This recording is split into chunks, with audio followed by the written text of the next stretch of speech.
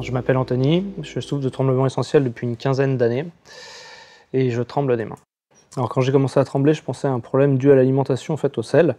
Parce que j'avais fait un examen avec un médecin qui m'avait dit que je mangeais trop de sel, donc j'avais un petit peu de tension et donc j'étais resté là-dessus par rapport au tremblement. Il y a à peu près 2 ans, j'ai commencé à trembler donc en permanence très légèrement.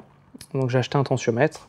J'ai pris ma tension régulièrement et quand je l'ai amené au médecin, il m'a dit que c'était pas dû à la tension et que c'était des tremblements essentiels. C'est un médecin généraliste qui connaissait le tremblement essentiel et après il m'a envoyé vers un neurologue pour confirmer son diagnostic. J'ai eu un traitement mais que j'ai arrêté parce que ça me rendait très fatigué, donc je reste comme ça.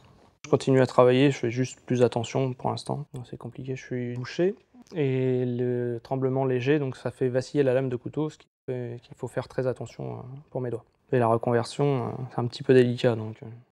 Je crains pour l'avenir, ouais, que l'amplitude du tremblement grandisse et que je puisse plus travailler. Je suis marié, j'ai 4 enfants.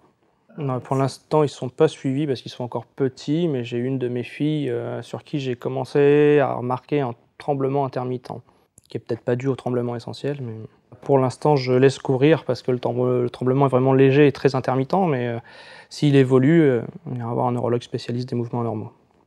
J'ai connu l'association en faisant une recherche sur Google, en fait, tout simplement, après le diagnostic du médecin traitant. J'étais déjà surtout inquiet de l'évolution de la maladie, et puis le fait de se rapprocher de l'association, ça m'a permis de répondre à beaucoup de mes questions. Pour le tremblement essentiel, j'aimerais bien, en tant que bénévole, que la maladie elle soit reconnue comme celle de Parkinson, qu'on ait un impact comme ça, et puis que la recherche évolue et qu'on trouve un traitement définitif.